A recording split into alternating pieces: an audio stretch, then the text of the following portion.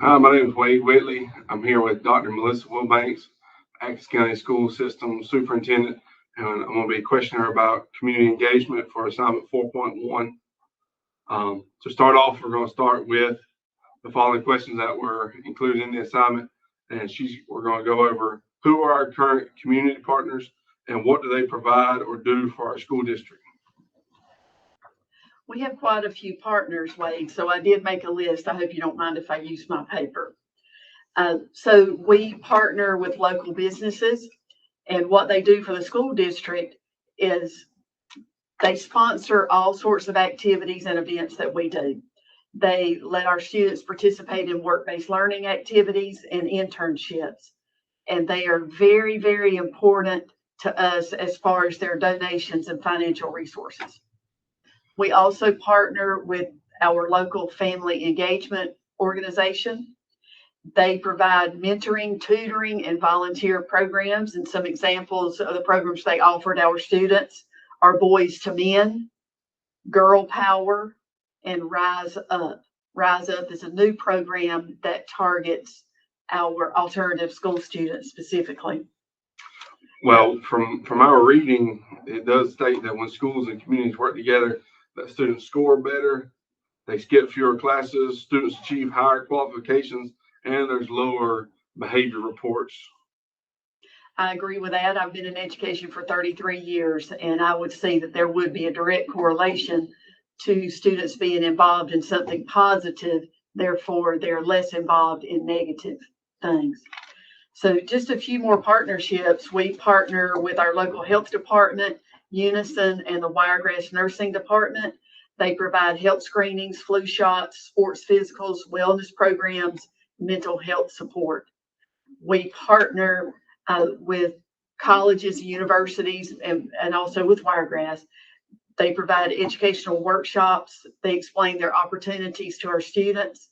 Our students participate in dual enrollment programs, which is a great program to get college credits for free.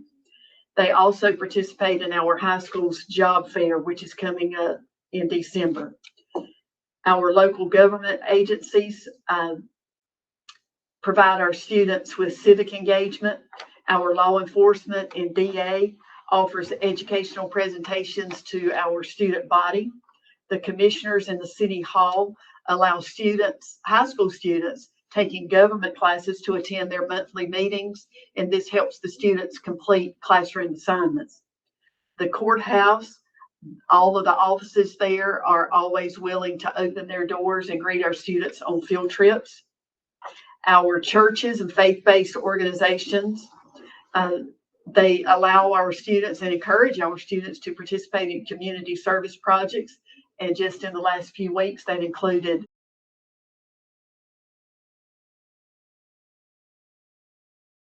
the storm and helping to provide food and water and other resources to our community.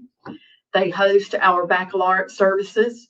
They support during tragic events. For example, if we have a death of a student or a faculty member, then they provide counseling support. They bring guest speakers to speak to our students. The Gideons provide Bibles, and they also give out inspirational bracelets at athletic events. Our recreation department supports our school's athletic program and provides after-school athletic activities, which supports what you said, that the more kids are involved in positive activities, the less they're involved in negative activities. Currently, we do not have a PTA or parent-teacher association. However, we do have a small group of parents who are trying to organize that type of association to assist in our elementary schools. And the last thing that I listed was our local newspaper. It comes out weekly, but they are a great support of our school system in covering school events. And now, throughout the reading from what you said there, the districts and schools maintain this two-way communication with all of our community partners, and it's a good way to keep everyone updated and sustaining that working relationship. Do we make social media posts and thank you notes from the students to give to these partners? We make social media posts. Now, I love handwritten thank you notes. I think it's a dying art, but I think that would be something good for us to do. Now, I know as far as the thank you notes, when we got some of our local partners that contributed to our school Christmas parties, we did, and that's for our teachers, we did send them handwritten thank you notes, but that was from our teachers, not from the students. So I really like that idea. So we'll move on to the next question is, what does our school or district do for our community partners? That's C. Okay. For that question, we all try to work together as they're the stakeholders, we're the educational entity, but we all have to work together. So if someone in the community needs space for an event, fortunately, we have our large buildings, gyms, etc. So we do offer our facilities for meeting, workshops, and community events. Of course, there's paperwork for liability that has to be filled out, but we work together as closely as possible. The school offers volunteer opportunities. Our students that are involved in clubs or organizations have to have certain number of community hours. So our students are engaged with volunteer programs organized by our community partners or stakeholders. We try to highlight partnerships through the newspaper, social media, and social events. For example, at high school football games, we'll do shout outs over the PA system to our partners. Internships and job placement, we connect with our community partners to place students for job opportunities, internships with our local businesses. Student participation, we involve our students in community service projects and outreach projects. And that's a win-win because our students have to have those to earn credits in their organizations that they join, and then that helps our businesses with their job force. And we facilitate connections among our stakeholders and partners for students' job opportunities. The recording popped up a message, but those are all good experiences that the students have been able to experience. I've seen a lot of this happen going to many of the football games, and the district providing shout outs for the local businesses.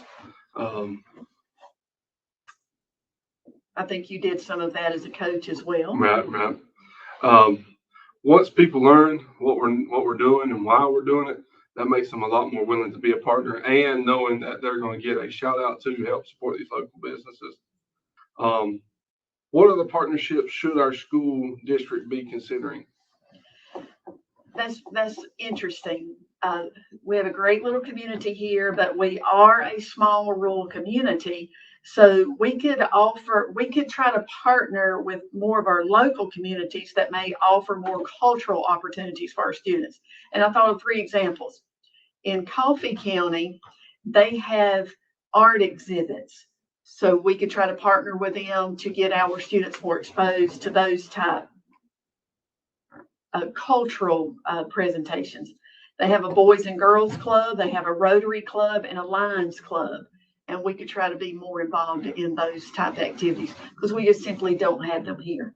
I like considering reaching out and meeting with other people in the surrounding counties. Throughout our reading, it says schools are only as strong as the community they are in. With us being a smaller community, it does make us have to reach out to the surrounding counties, but it is leaders' responsibilities to find new ways to build stronger partnerships. So I think going outside of the county would be a good idea.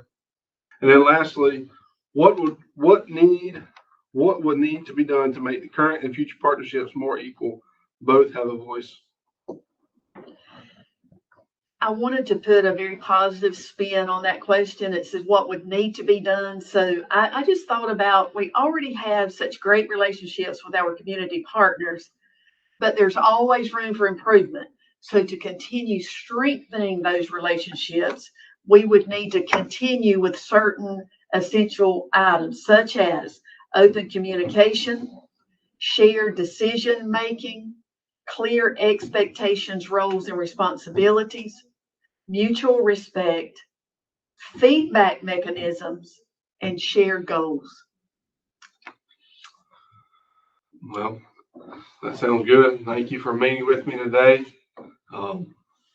That's going to conclude our interview for assignment 4.1. Thank you for the opportunity. Thank you.